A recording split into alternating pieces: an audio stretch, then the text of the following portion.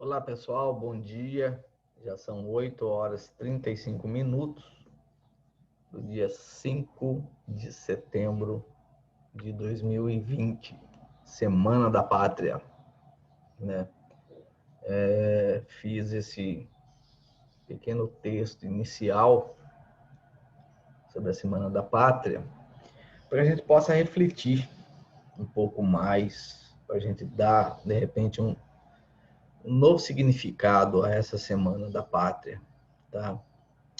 Porque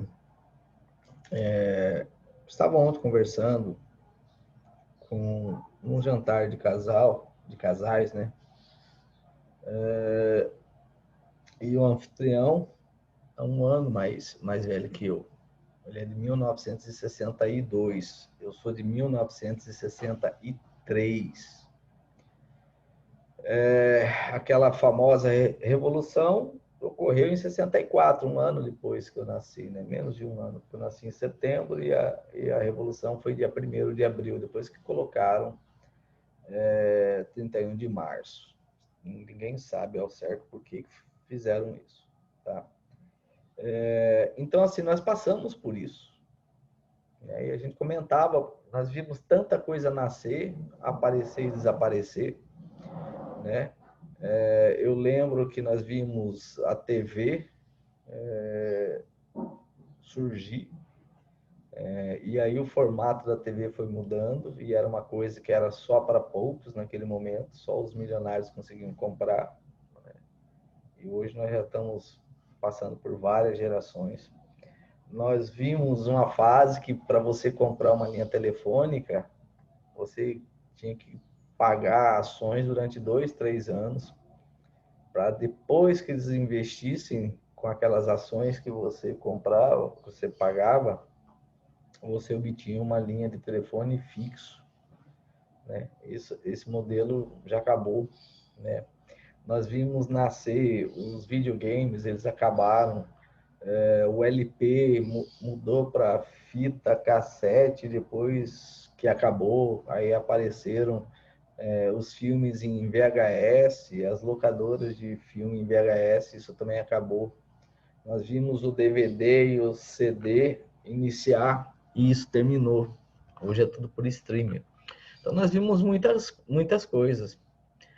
E nós vimos de 85 para cá, que seria uma redemocratização,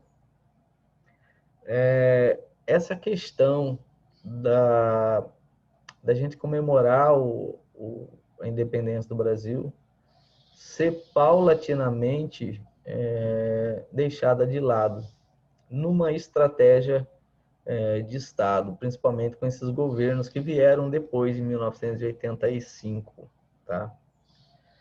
E a gente meio inocente naquela época, né?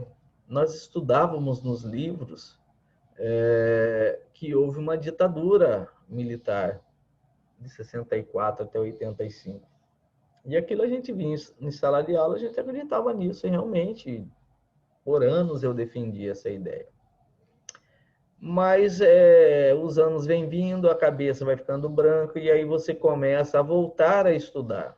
E eu voltei a estudar naqueles livros de história. E eu comparava aquilo que estava naqueles livros de história com a minha experiência de vida. E não batia, não checava, as coisas não eram daquela forma como estava sendo falado. E aí você começa a se libertar daquela ideia. Você vê que a busca da liberdade tem que ser uma coisa constante. E nós vimos que não foi uma ditadura. Todos os presidentes militares foram eleitos de acordo com a legislação da época e com o que a Constituição da época previa. Entendeu? Não houve nada de sou eu e vou ficar aqui. Outra, nenhum ficou no poder por mais de um mandato. O mandato era de 4 anos, porque não havia na época a reeleição. Para vocês terem uma ideia. Vocês terem uma ideia como que não era democracia, como não era uma ditadura. Que a característica da ditadura é ter uma pessoa que é quase que um soberano e ele impõe a sua vontade e vai ficando no poder até enquanto ele estiver vivo ou derrubarem ele. E isso de fato não aconteceu. Mas o que ocorre? Em 1968, alguns jovens, né, começaram a fazer ações de guerrilha no Brasil para tentar derrubar aquele regime e colocar uma outra, na verdade, colocar uma ditadura no lugar, que era a ditadura do proletariado. E começaram a fazer guerrilha urbana, assaltar bancos para fazer dinheiro, para financiar essa revolução deles, que era armada, entendeu? E aí começou a haver uma reação do governo, porque a própria sociedade pedia uma reação. Então, quando sai o famoso AI-5, que precisava controlar a imprensa que estava fazendo o jogo externo, que estava trazendo ideologia externa contra as nossas tradições, e aí instaura a censura. Tiveram vários excessos, tinham coisas que eles censuravam que não tinha nada a ver, porque eles botavam censura às pessoas menos preparadas possível. O cara não sabia o significado de uma palavra lá, de uma expressão, ele ficava com medo e censurava. Então tiveram sim muitos excessos, né? Não estou dizendo que eu defendo a censura, eu estou dizendo que o que falavam não corresponde à verdade, tá? E houve uma reação, uma contra-reação armada contra os ataques de guerrilha, porque eles mataram muita gente, tá? E muitos dos que sumiram e foram mortos, que eram revolucionários, eles foram justiçados pela própria revolução. Porque a partir do momento que você entrava nesse sistema, você jurava uma fidelidade para esse sistema, o sistema da guerrilha, de buscar essa nova solução, que seria o socialismo democrático, também conhecido como comunismo. Tá? Se por um acaso eles desconfiassem que você estava traindo o movimento, eles faziam um tribunal de justiciamento e eles te matavam. Então, muitos que apareceram mortos das revoluções caíram na conta dos militares, mas foram os próprios revolucionários lá que fizeram, que executaram as pessoas. Então, quando você vai vendo isso, né, e vai relembrando disso, e chega na Semana da Pátria, cabe a nós, como brasileiros, né, não estou falando aqui nada além disso, mas apenas como um brasileiro, chamar essa reflexão, né, e buscar a verdade, tá? Então, eu fiz esse textinho aqui. Estamos na Semana da Pátria, onde comemoramos a nossa independência do Império Português. Conquista esta que se deu oficialmente em 7 de setembro de 1822. Por que eu falei isso? Porque há quem afirme, alguns historiadores, que ela se deu no dia 20 de agosto, numa reunião, numa loja maçônica no Rio de Janeiro, e aí foi só anunciado no Largo, no Paço do Ipiranga, em São Paulo, no dia 7 de setembro. Tá? Foi tornado público. Inclusive, tem ata dessa reunião que é divulgada publicamente, lá no Palácio do Lavradio, no centro do Rio de Janeiro. Continuando. Jovens da época, como Joaquim Gonçalves Ledo, José do Bonifácio, Cônego Januário, entre tantos outros, ousaram sonhar com a liberdade, que para muitos da época era um sonho de pena de morte. Muitas pessoas falavam, vocês são loucos, vocês vão morrer, né? Mas eles insistiram em sonhar em ter um país livre e soberano, nosso torrão natal, a ser deixado por herança aos futuros brasileiros. Isso mesmo, para nós, deste ano de 2020.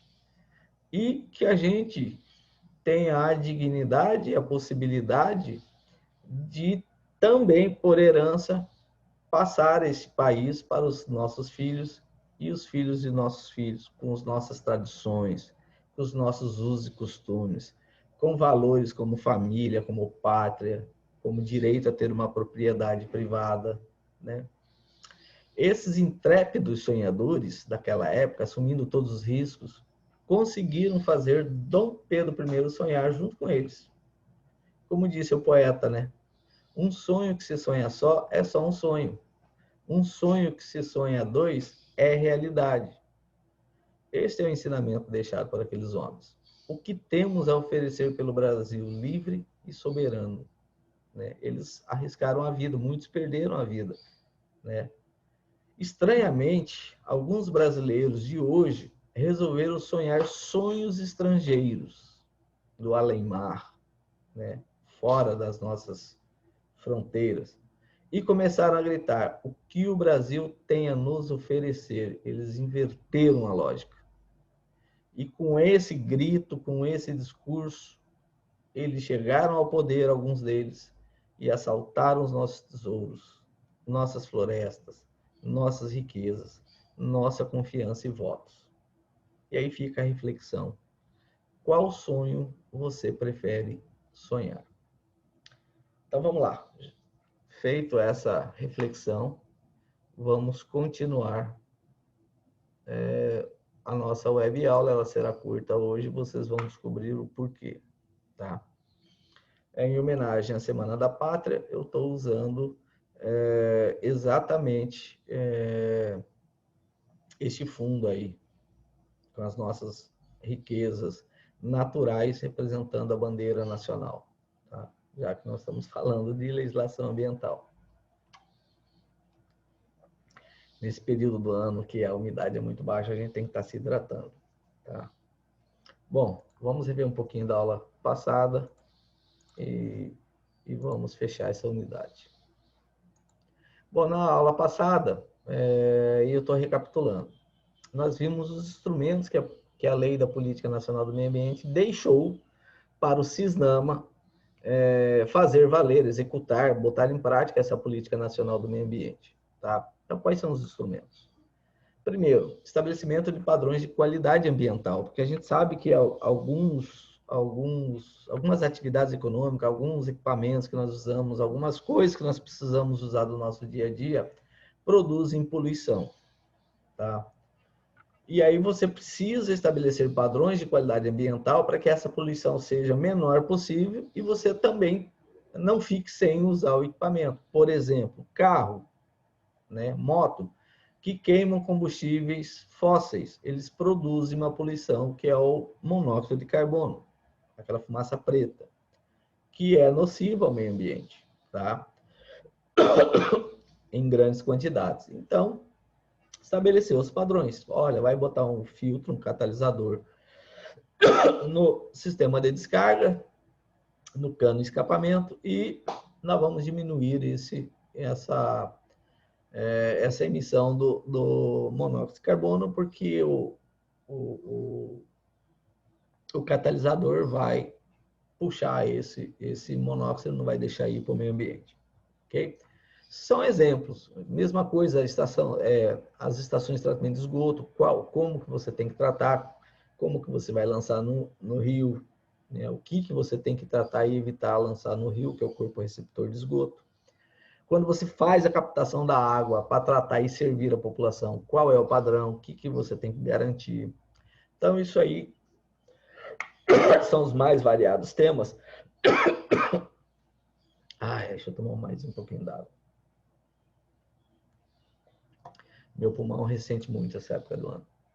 O zoneamento ambiental, o país é gigantesco, dimensões continentais, com vários biomas e dentro dos biomas vários ecossistemas particulares. Então, você estudar vegetação, a fauna microbiológica, isso tudo é importante. Tá? Então, você vai pegando pequenas porções dessas áreas e vai isolando, não deixando ter nenhum tipo de atividade econômica ali dentro e deixando isso mais para estudos, para que a gente possa pesquisar melhor o nosso bioma e entender como ele funciona e, inclusive, explorar o seu potencial econômico para o bem da nossa nação, no interesse da nossa nação, desse Brasil mesmo que eu estou falando. Avaliação, você veja que isso aí está na lei, tá, gente? Não é um discurso de ufanismo da Semana da Pátria, isso está na lei. Então, você vê que, ao mesmo tempo que o legislador pensa no Brasil, nós, do lado de cá, nós também temos que pensar. Avaliação dos impactos ambientais. né, de todos os tipos de atividades humanas que possam impactar o meio ambiente.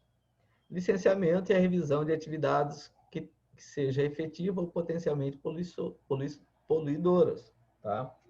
Por quê? Porque você tem que estar monitorando o tempo todo uma atividade que tem potencial de gerar uma poluição.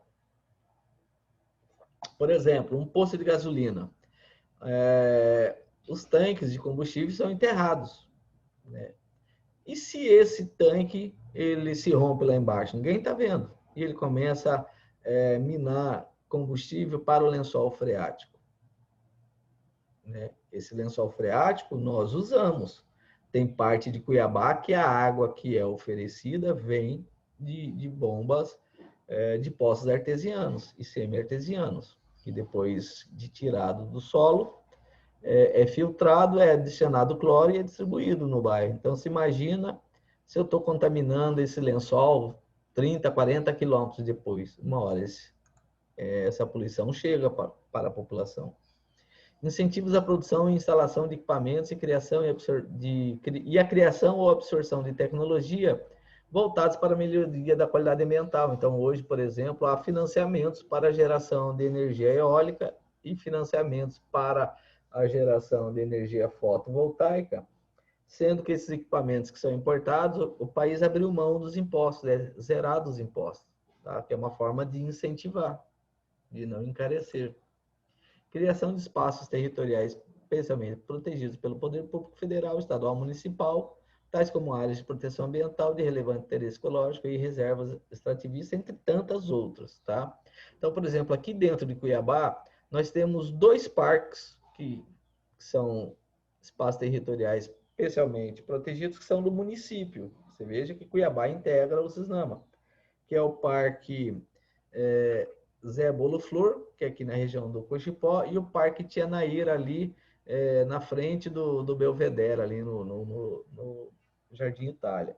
Nós temos 2 parques que são do estado do Mato Grosso, que é o Parque Massairo Camura e o Parque Mãe Bonifácia. E do lado de Cuiabá, entre Cuiabá e Chapada, nós temos um grande parque nacional federal da União, que é o Parque Nacional de Chapada dos Guimarães. Ali já praticamente a atividade econômica é zero, vão licenciar agora talvez um restaurantezinho, né, pequeno. Quando eu falo restaurantezinho, não é desmerecendo, é um restaurante de pequeno potencial poluidor.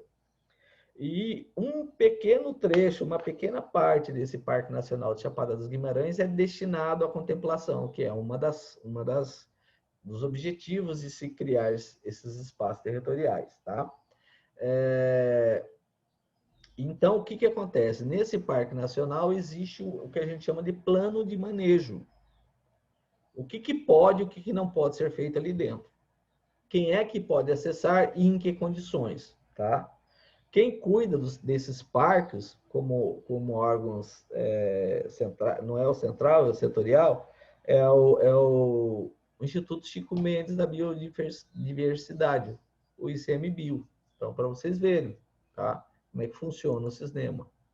Sistema Nacional de Informação sobre o Meio Ambiente, tá? Que é um cadastro nacional para você acessar todos os biomas, onde que tem rio, onde que não tem rio, onde que tem faixa de servidão, onde que é a área APA, que é a área de proteção ambiental, onde que é a APP, que é a área de preservação permanente, quais são as condições de uma APP, de uma APA, e isso tudo entra num grande mapa do Brasil, administrado pelo IBAMA, né? Que é integrado com os estados e municípios, para você entender o que está acontecendo no país e o que pode ser feito ou não ser feito numa determinada localidade em razão da importância do bioma. Ok? E aí vem mais todos isso aqui, tá? Instrumentos, né? Cadastro Técnico Federal de Atividades. Então, tem uma resolução no CONAMA que diz todas as atividades econômicas do Brasil que devem ser licenciadas. Todas, sem exceção. E, dependendo da atividade econômica, que nível de estudo ambiental precisa ser feito antes, durante e depois, tá? Para fins de licenciamento. Então, como eu disse, um posto de gasolina pequeno você vai exigir um nível de estudo ambiental para o licenciamento, tá? Já uma usina hidrelétrica, o nível do estudo ambiental é bem mais complexo, porque se der algum problema, vai atingir muitas pessoas. Uma barragem, por exemplo, de rejeito de mineradora, como nós vimos 2 desastres recentemente, né, que chocou o país e o mundo, porque nas licenças de operações parece que tinha alguns problemas lá, e os laudos eram maquiados para não mostrar os problemas, tá? Penalidades disciplinares, né, e compensatórias. Disciplinares são multas, compensatórias são com educação ambiental, com produção de mudas de árvore, de repovoamento de uma comunidade da fauna em determinada região, tá?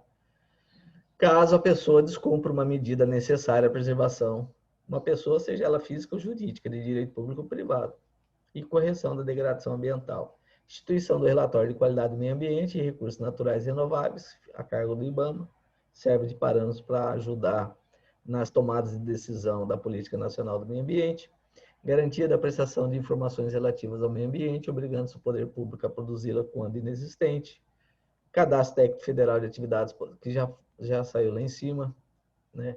Instrumentos econômicos como concessão de florestal, servidão ambiental, seguro ambiental, entre outros, tá? Licenciamento ambiental, tá? Que é tudo isso que nós vimos nessa unidade é para a gente entender o licenciamento ambiental, tá? Bom, o que é licenciamento ambiental? Licenciamento ambiental é um processo administrativo, é um procedimento administrativo que começa com um requerimento da parte interessada, tá? O que se objetiva nesse processo? Obter a licença ambiental. Então, a licença ambiental é o que a pessoa lá no início pretende obter ao final, tá?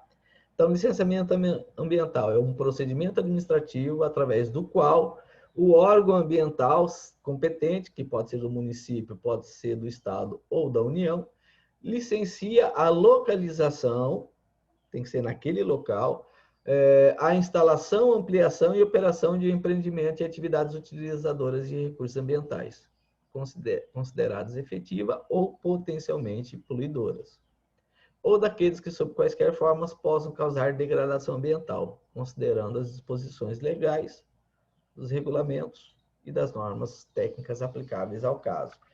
Esse conceito está no artigo 1º, inciso 1º dessa resolução 237, que é de 1997, do CONAMA, tá? A gente escreve resolução CONAMA 237/97, você vai achar como que funciona o licenciamento ambiental. Isso que eu estou falando, gente, essa parte que eu estou mostrando para vocês, é de licenciamento ambiental de atividades em zonas urbanas. Fora isso, tem o licenciamento ambiental rural, que é um pouquinho diferente. Mas se você entender esse aqui, você entende o outro com mais facilidade. Que no licenciamento rural, você precisa ter o CAR, que é um cadastro ambiental rural. No CAR é uma planta altimétrica, onde você mostra toda a área daquela fazenda, daquela atividade rural, com relevo, com rio, o que tem de mata de preservação permanente, o que é mata de reserva legal, isso tudo vai para esse CAR, tá? Porque não pode ser alterado isso ano após ano. Então, quem faz geoprocessamento faz muito isso, levantar as imagens de satélite para colocar com precisão a realidade quando do licenciamento e a realidade atual daquela área rural lá, daquele empreendimento rural, ok? Bom, então licença ambiental é o que se objetiva, é o pedido inicial do interessado lá, do empreendedor e tudo mais, tá? Então, o que é a licença ambiental? É um ato da administração, é um documento que a administração produz pelo órgão ambiental competente, estabelece, e na licença vai vir estabelecido as condições, restrições, medidas de controle ambiental que deverão ser obedecidas pelo empreendedor.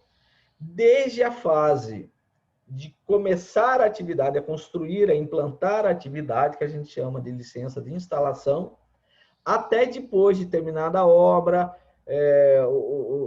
a usina está pronta, aí agora como que ela vai operar, que é a licença de operação, e essa licença de operação, ano após ano, tem que ser retirada, tá? Tem que ser obtida, tá?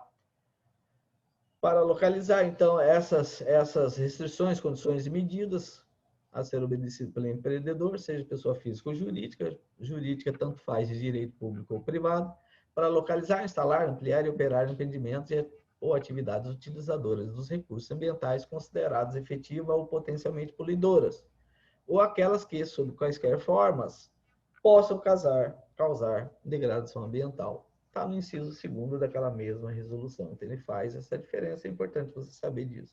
Quais são os 3 tipos de licença ambiental que nós temos na zona urbana? Tá? Antes de eu falar isso, eu vou falar rapidinho o que é os estudos ambientais. Tá? São todos e quaisquer estudos relativos aos aspectos ambientais que estão relacionados àquela atividade que se pretende realizar numa determinada localidade, enfim, que está relacionado com o processo do licenciamento ambiental, procedimento de licenciamento ambiental. Um outro conceito que tem ali é o impacto ambiental regional. Por quê? Porque isso define quem será o órgão que irá fazer o licenciamento ambiental. Se nos estudos ambientais ficar demonstrado que aquela atividade econômica tem uma área de influência que possa causar um impacto ambiental regional, quem licenciará será o IBAMA. Então, eu vou dar um exemplo dessa situação. Vamos imaginar que você queira construir um hotel lá no Porto Jofre. Tá? Aí passa o rio Paraguai, ali na frente. De um lado, é o rio Jofre, de um lado, na margem esquerda do rio, fica Mato Grosso. E na margem direita, Mato Grosso Poconé, na margem direita fica Mato Grosso do Sul, município de Corumbá. Então, quando você vai fazer a estação de captação de água, para você tratar e colocar no seu hotel, e depois fazer uma estação de tratamento de esgoto para devolver a água tratada no rio, esse impacto é regional, porque de um lado pega um estado, do outro lado pega outro estado da federação. Quem vai licenciar isso é o IBAMA, porque é um impacto ambiental regional. Da mesma forma, se for um impacto ambiental que envolva 2 municípios do estado. Mesmo que os 2 municípios tenham secretarias municipais ambientais para fazer o licenciamento, quem fará o licenciamento será a secretaria, o órgão estadual, no caso de Mato Grosso, a SEMA. Tá? Então, por exemplo, você vai fazer uma adutora no São Gonçalo do Beira-Rio, no Rio Cuiabá. No São Gonçalo do Beira-Rio, onde você quiser. Só um momentinho, pessoal. Eu estou dando aula, assim que eu terminar a aula, eu te retorno. Então, o rio Cuiabá tem na margem esquerda, Cuiabá, na margem direita, Várzea Grande. Então, quem vai licenciar essa atividade, essa adutora, que é o exemplo que eu dei, será a SEMA, porque atinge 2 municípios. Tá ok?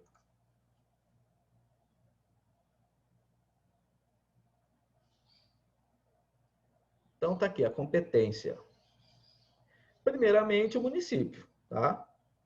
É um município que integra o CISDAMA. Se não integrar o CISDAMA, será o Estado, tá? Então, o município integrante do CISDAMA, que deve possuir uma Secretaria Municipal do Meio Ambiente, um Conselho Municipal do Meio Ambiente, um Fundo Municipal do Meio Ambiente. Esses são os requisitos. Quando o município cria isso, automaticamente ele adere ao CISDAMA. Ele poderá licenciar as atividades no âmbito do seu município, e desde que a poluição em potencial não ultrapasse os limites do seu território. Por quê? Porque se ultrapassar, no exemplo que eu dei ali no Rio Cuiabá, será o Estado. O Estado poderá licenciar atividades nos municípios que não integram o SISNAMA e desde que a poluição em potencial não ultrapasse os limites do seu território estadual. Tá? Por quê? Porque se ultrapassar os limites do território do Estado, o IBAMA licenciará essas atividades. Tá? Fora isso, o IBAMA licencia qualquer atividade que envolva materiais radioativos, explosivos, áreas de segurança, né? E aí é exclusivo do IBAMA, tá? Por lei. Mesmo que seja uma atividade, tipo assim, você vai montar um hospital, uma clínica de raio-x, vai mexer com material radioativo, quem vai licenciar essa sua clínica será o IBAMA, tá? Artigo 2º, a localização, construção, instalação, ampliação, modificação e operação de empreendimentos e atividades utilizadoras de recursos ambientais, consideradas efetivas ou potencialmente poluidoras, bem como empreendimentos capazes, sob quaisquer formas, de causar degradação ambiental, dependerão de prévio licenciamento do órgão ambiental competente, sem prejuízo de outras licenças legalmente exigíveis. Então, aqui estão as condições que exigem o licenciamento ambiental. Aí vai entrar no Cadastro Nacional de Atividades, já vai saber que tem que fazer o licenciamento ambiental. Aqui está a competência do IBAMA, como eu já antecipei algumas coisas para você, tá? Então, por exemplo, atividades localizadas ou desenvolvidas conjuntamente com o Brasil e outro país limítrofe, ou também no mar territorial, na plataforma continental, na zona econômica exclusiva, em terras indígenas ou em unidades de conservação de domínio da União, o licenciamento será feito pelo IBAMA. Tá? Então, o ICMBio, na hora que ele autoriza a instalação de um restaurante nas condições do plano de manejo, a pessoa que ganhar a licitação tem que ir no IBAMA para buscar o licenciamento ambiental. Ok? Então, tipo assim, a usina de Itaipu, que ela é binacional, uma margem está no Brasil, a outra margem está no Paraguai. O IBAMA que faz o licenciamento ambiental ali, tá? Localizados ou desenvolvidas em 2 ou mais estados também, que é aquele exemplo que eu dei ali em Porto Jofre.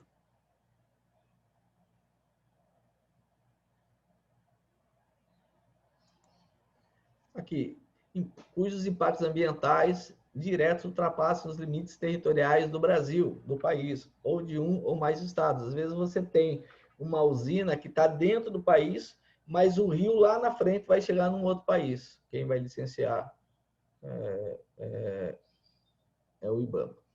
Destinados a pesquisar, a lavrar, produzir, beneficiar, transportar, armazenar e dispor material radioativo. Lembra que eu falei para vocês?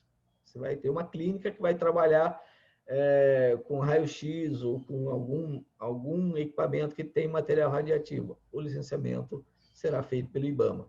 Em qualquer estágio, ou que utilize energia nuclear em qualquer de suas formas e aplicações mediante parecer da Comissão Nacional de Energia Nuclear, que é o CNEM. Base de empreendimentos militares, quando couber, observada a legislação específica. Tá?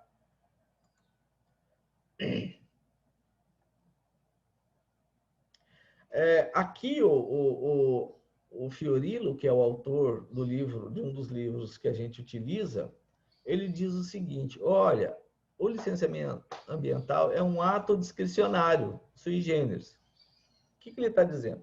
Ele está dizendo o seguinte: como os estudos ambientais, eles dependem, muitos deles, de uma equipe multidisciplinar, invariavelmente, esses profissionais, eles vão colocar dentro desses relatórios a sua visão de preservação e de defesa do meio ambiente, tá?